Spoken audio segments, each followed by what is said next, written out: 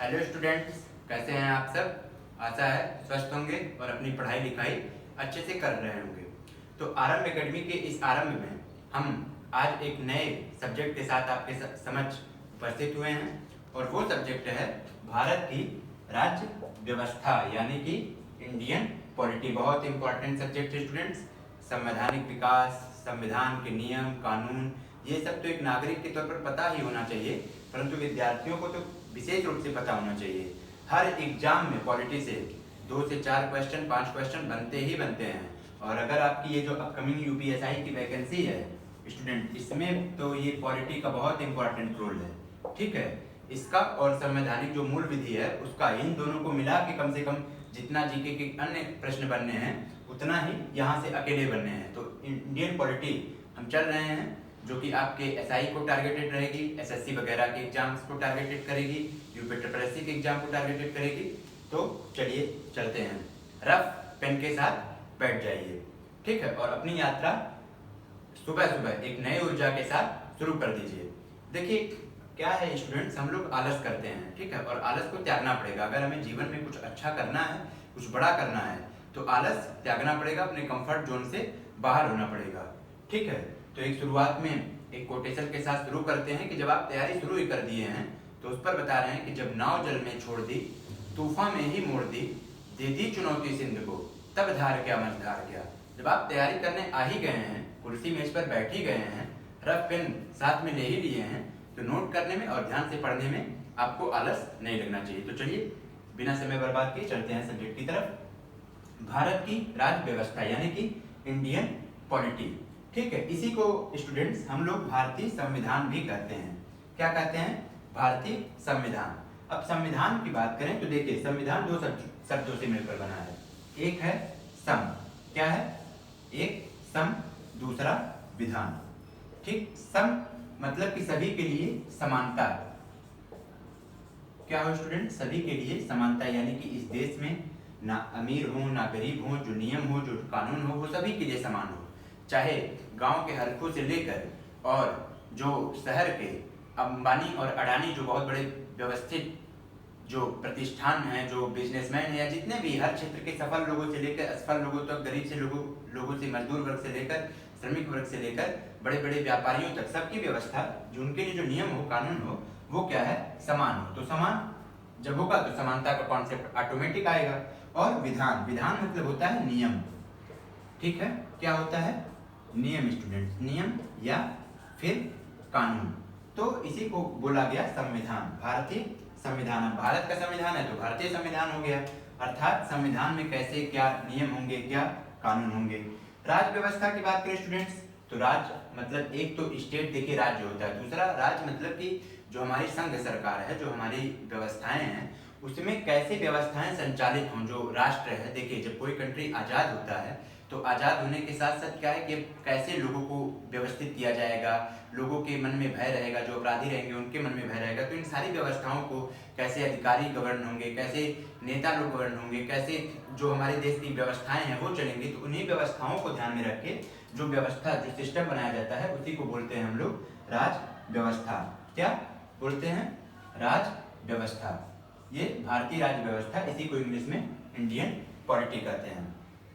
अब ये अगर पूछा जाए कि संविधान की परिभाषा क्या है, तो परिभाषा हम आपको बता देते हैं कि क्या है? वैधानिक दस्तावेज। ये एक प्रकार का वैधानिक दस्तावेज है जिसके ऊपर, उस वैधानिक दस्तावेज के ऊपर, किसके ऊपर? उस वैधानिक दस्तावेज के ऊपर देश की जनता, ठीक है, यानी कि जो हमारे भारत देश की जनता है, उसके विश्वास एवं भरोसे का वो प्रतीक होता है। विश्वास एवं भरोसे का प्रतीक का मीन्स ये है कि एक जब कोई व्यक्ति कहीं से पीड़ित होता है, प्रताड़ित होता है, चाहे समाज के द्वारा, चाहे पड़ोसी के द्वारा, चाहे किसी अन्य व्यक्ति के द्वारा, ठीक है, तो उसको एक भरोसा होता है कि चलिए हमारे देश में एक ऐसा नियम कानून है कि हम जाएंगे तो हमारी ऊपर जो प्रताड़ना हुई है, हमारी जो पीड़ा हुई है, उस पीड़ा का निराकरण किया जाएगा। तो वो वैधानिक दस्तावेज, ठीक है, उसमें वो नियम होते हैं, वो कानून होते हैं जिससे देश की आम जनता भरोसा कर पाती है कि चलिए हमारे साथ किसी प्रकार का अन्याय नहीं होगा। तो संविधान ये है। अब देखिए स्टूडेंट, देखिए हम संविधान पढ़ेंगे। संविधान पढ़ने से पहले आपको इतिहास, अतीत से लेकर, अगर हम इसकी बात करें आज के लेक्चर का, तो आज देखिए परिचयात्मक क्लास है। कैसी क्लास है स्टूडेंट्स? परिचयात्मक क्लास है। आज हम आपको बहुत सिंपल में शुरुआत से लेकर अर्थात अतीत की घटनाओं से लेकर, अतीत की घटनाओं का सेंस कि इतिहास, कहाँ से? इतिहास से लेकर और जो संवैधानिक विकास की पृष्ठभूमि है यहाँ तक आपको हम ले चलेंगे। ठीक है, तो सबसे पहले अगर हम बात करें कि पहली बार संविधान की मतलब किसने प्रस्ताव रखा, तो एम एन राय जी थे। उनको 1934 में इन्होंने कहा कि एक संविधान होना चाहिए। तो 1934 में क्यों कहा? देखिए, हमारा देश जो है भारत वो गुलाम था, ब्रिटिश ईस्ट इंडिया कंपनी के गुलाम था। और ब्रिटिश ईस्ट इंडिया कंपनी की स्थापना कब हुई थी? 1600 ईस्वी में हुई थी। ठीक है, 1600 ईस्वी में शुरुआत हुई थी।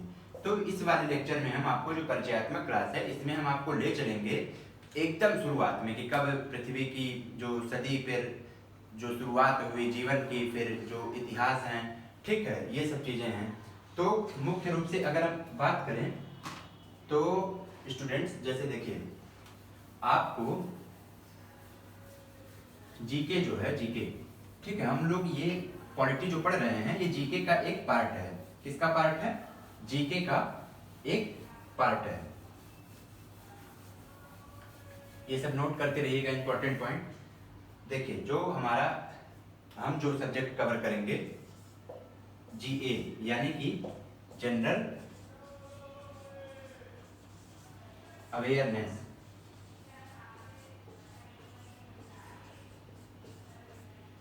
ये जनरल अवेयरनेस हमारा सब्जेक्ट होगा students.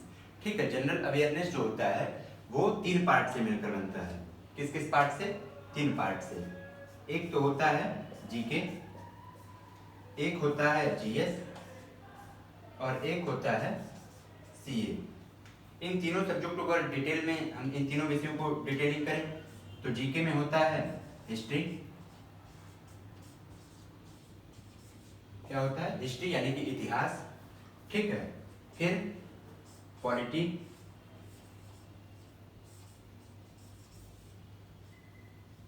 Polity, history, polity, economics,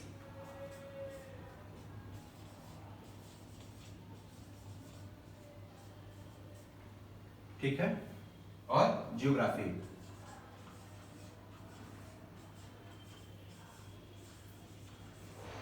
GS में आपकी बात करें तो जो हमारे सामान्य विज्ञान के सब्जेक्ट होते हैं फिजिक्स, केमिस्ट्री, बायोलॉजी, तो फिजिक्स, केमिस्ट्री,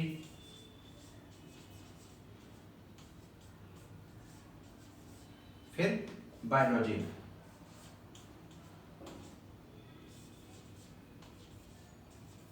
ये आप भी अपने रफ में एक ऐसे रफली साइड में नोट करते रहिए, शॉर्ट नोट्स टाइप का। फिर सीए यानी कि करंट अफेयर्स,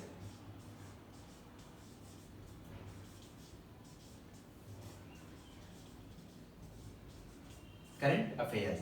तो ये तीनों से मिलकर आपका जो इंपॉर्टेंट सब्जेक्ट बनता है ये जीए बनता है, यानी कि जनरल अवेयरनेस, जिसको हम कवर करेंगे। इसमें हमारी और फैकल्टी होंगे जो आपको अन्य अन्य सब्जेक्ट पढ़ाएंगे। तो ये जनरल अवेयरनेस काफी इंपॉर्टेंट है। तो इसमें देखिए, हिस्ट्री से ही शुरुआत होती है। हिस्ट्री आखिर इतिहास में कब पृथ्वी मानव रूप का विकास हुआ, फिर उसमें जो हमारे एंशिएंट हिस्ट्री है, एंशिएंट हिस्ट्री के पार्ट क्या है, मेडिवियल हिस्ट्री, ठीक है, ये सब चीजें हम और डिटेल में जानेंगे।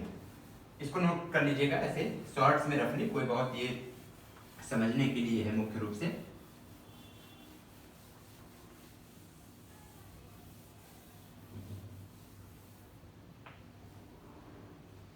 ठीक है स्टूडेंट्स, तो अब हम पढ़ते हैं हिस्ट्री के बारे में। किसके बारे में? हिस्ट्री के बारे में।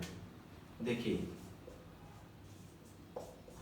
मैंने बताया ना कि ये जो आपकी पॉलिटी की क्लास है ये आज परिचयात्मक क्लास है। तो आप इसको देखिए, हिस्ट्री में जब हम जाते हैं,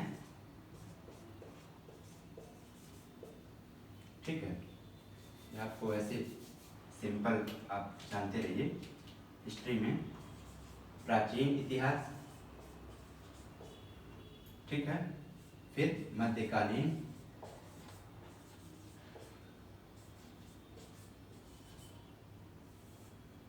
मध्यकालीन और आधुनिक।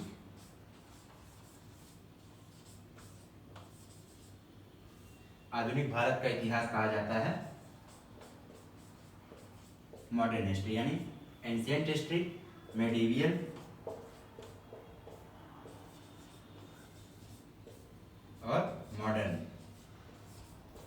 देखिए हम एंशिएंट से शुरू करेंगे आपको, और यहाँ से शुरू करते करते, और शुरू ऐसा नहीं कि मैं इसको पढ़ाने लगूंगा, नहीं नहीं, आपको पढ़ाऊंगा नहीं, बस केवल डिटेलिंग बताऊंगा कि यहाँ से एंशिएंट से क्या चीज़ें शुरू हुई, फिर वो धीरे धीरे कहाँ गई, मध्यकालीन में गई, मिडिवियल में गई, मध्यकालीन में जाने के बाद फिर वो आधुनिक भारत में गई, और आधुनिक भारत ही जब समापन की ओर होता है और उसी में पॉलिटिक्स की शुरुआत होती है, जैसे कि जब 1600 ईस्वी में ईस्ट इंडिया कंपनी आती है, ठीक है। फिर उसके बाद 1757 का आपका प्लासी का युद्ध होता है, 1764 का बक्सर का युद्ध होता है। तो ये बहुत इंपॉर्टेंट टाइमलाइन है, ठीक है। प्लासी का युद्ध, फिर 1764 का बक्सर का युद्ध।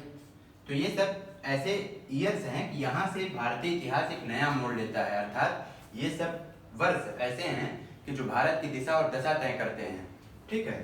तो हिस्ट्री में, प्राचीन इतिहास में हम आपको बताएंगे फिर कि प्राचीन इतिहास में जो आपके, ठीक है, कौन से प्रागैतिहासिक काल थे, आदि ऐतिहासिक काल थे, फिर जो टाइम एरा है, जो आपकी टाइमलाइन है कि कब से कब तक किसका शासन था, ये सब चीजें। जैसे देखिए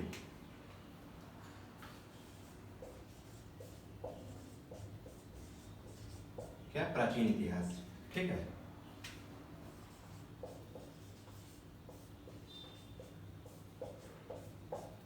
प्राचीन इतिहास में जब हम आगे पढ़ेंगे तो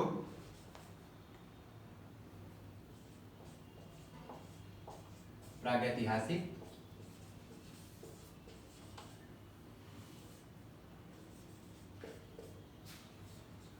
प्रागैतिहासिक काल, फिर आद्य ऐतिहासिक काल। कौन सा काल? आद्य ऐतिहासिक काल। ये जब इतिहास कोई पढ़ाएगा तो वो आपको और डिटेल में पढ़ाएगा, कैसे क्या है, क्यों इसको प्रागैतिहासिक कहते हैं, क्या परिभाषा होती है। आद्य ऐतिहासिक काल,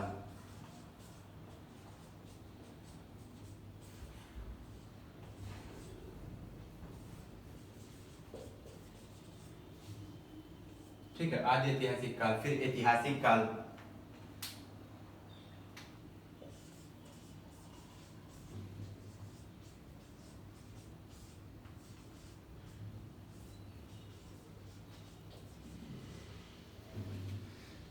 आद्य ऐतिहासिक काल, ठीक है। अब इसमें फिर हम पूरा पाषाण काल पढ़ते हैं, किसमें? प्रागैतिहासिक काल में, ठीक है। इसी में हम आगे चलते चले जाते हैं कि प्रागैतिहासिक काल में फिर हम पूरा पाषाण काल पढ़ते हैं, मध्य पाषाण काल पढ़ते हैं, नव पाषाण काल पढ़ते हैं, ठीक है। और उसकी टाइमलाइन पढ़ते हैं कि कब से कब तक क्या था। तो आप इसको नोट करते रहिए, इन सब चीज़ों को नोट करते रहिए, या फिर स्क्रीनशॉट वगैरह ले सकते हैं।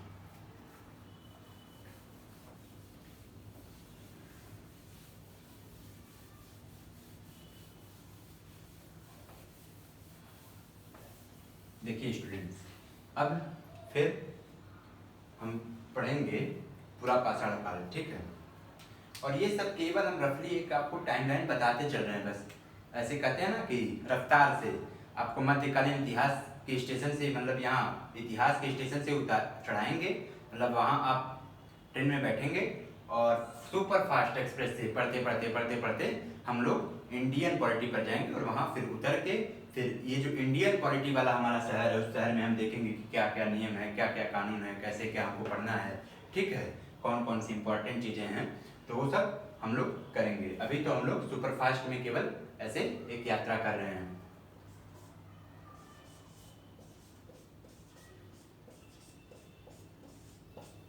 ये देखिए पूरा पाषाण काल, ठीक है।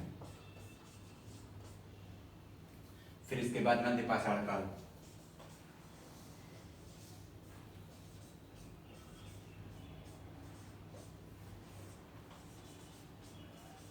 मध्य पाषाण काल, फिर उसके बाद नव पाषाण काल,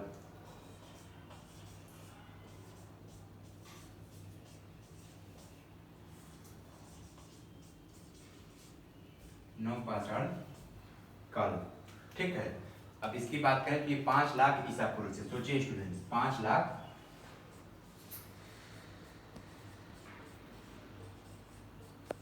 ईसा पूर्व से लगभग 10,000 ईसा पूर्व तक।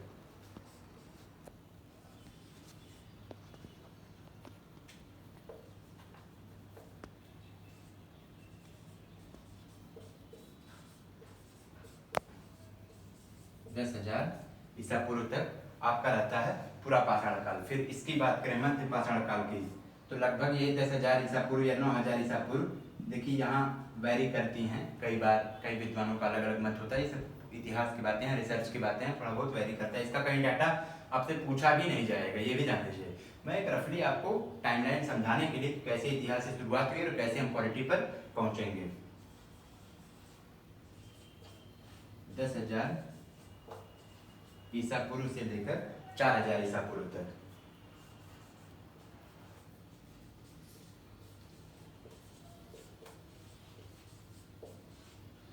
ईसा पूर्व तक। फिर 9 पाषाण काल आपका है,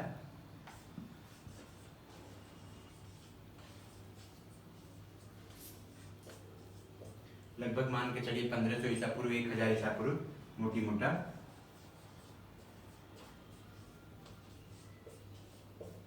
ठीक है, तो ये पूरा पाषाण काल की टाइमिंग हो गई।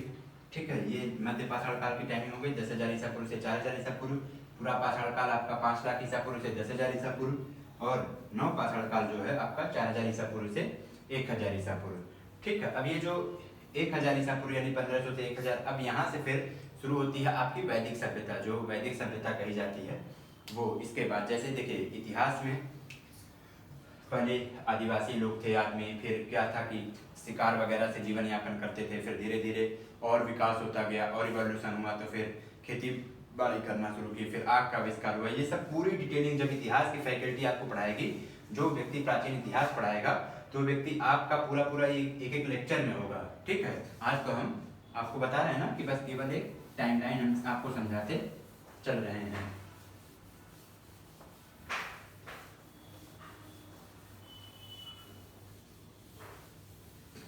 ठीक, अब वैदिक सभ्यता क्या पढ़ेंगे स्टूडेंट? वैदिक सभ्यता। आप भी कहेंगे क्या सर पॉलिटी पढ़ाने चले और इतिहास पढ़ाने लगे? नहीं, इतिहास पढ़ा नहीं रहे हैं।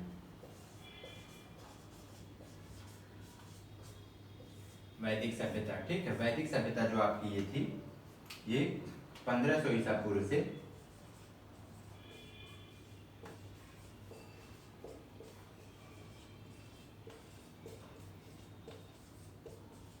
1,000 ईसा पूर्व तक ये वैदिक सभ्यता थी। ठीक है, फिर वैदिक सभ्यता में भी आता है आपका ऋग वैदिक काल, उत्तर वैदिक काल। तो ये वैसे तो ये पूरी वैदिक सभ्यता मान के चलिए आप कम से कम ये 600 ईसा पूर्व तक आएगी। कहाँ तक आएगी? 600 ईसा पूर्व। लेकिन जब हम इसी को कैटेगराइजेशन करेंगे वैदिक सभ्यता में ही ऋग वैदिक सभ्यता और उत्तर वैदिक काल।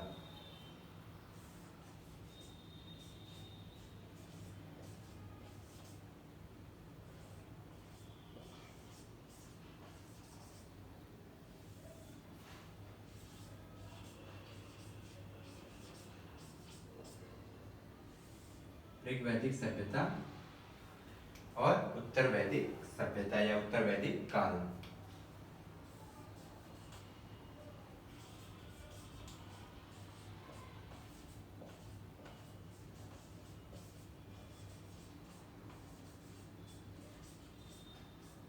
उत्तर वैदिक काल।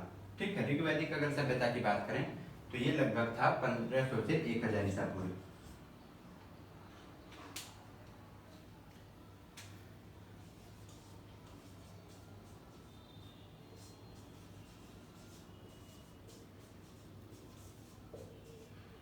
ईसा पूर्व है ये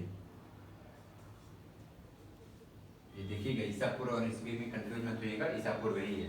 ठीक है, ईसा पूर्व मतलब कि जो ईसा मसीह का जन्म था, जिसको ईस्वी जहाँ से शुरुआत होती है, उसके पहले इतना मैंने 1500 वर्ष पूर्व, 600 वर्ष पूर्व, 1500 वर्ष पूर्व, 1,000 वर्ष पूर्व।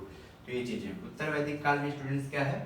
उत्तर वैदिक काल में आपका है क्या है कि ये लगभग 1,000 ईसा पूर्व से 600 ईसा पूर्व तक।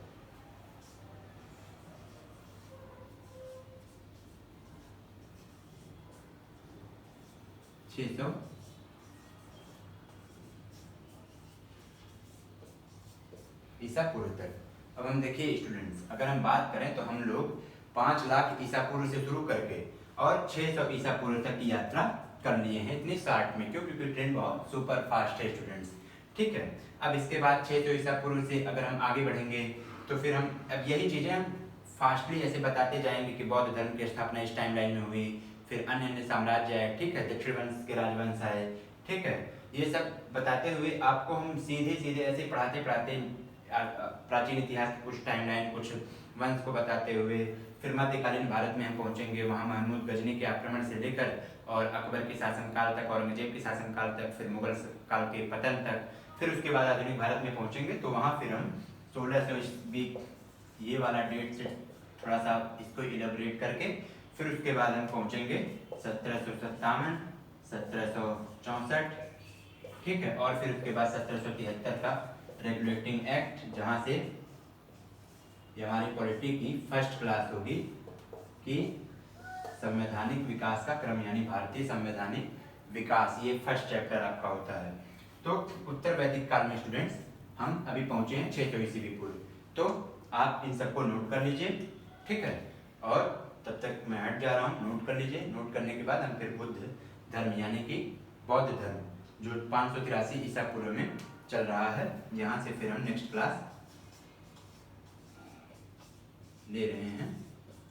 इसमें आपको बताएंगे कि कैसे कैसे कब कौन सा वंश आया, और ये सब फास्टली होगा। ये सब कोई ऐसा नहीं कि ये सब आपको पॉलिटी में पढ़ना है, बट कोई नहीं पढ़ाता है ये, ठीक है, ये इतना कोई नहीं बताता है। बट मैं एक आपका इंट्रोडक्टरी क्लास है, परिचयात्मक क्लास है, तो उसमें आप शुरू से लेकर आखिरी तक जानते रहिए, फिर तो वो चीज़ें समझने में आपको और अच्छे से विस्तार कर देगा। तो कैसी लग रही है क्लास, आप कमेंट बॉक्स में बताइएगा, और पढ़ते रहिए, लिखते रहिए, लिखिए जरूर, शॉर्ट नोट्स टाइप का ही अपना बना के लिखिए, लेकिन लिखिए जरूर, लिखने में मत संकोच कीजिएगा, ठीक है। एक लिखने में कुछ नहीं हो रहा, आलस लगेगा, बट आलस करना नहीं, लिखना जरूर है। ऑनलाइन क्लास में अगर आप लिखेंगे तो आपका कंसंट्रेशन बना रहेगा, आपका ध्यान बना रहेगा।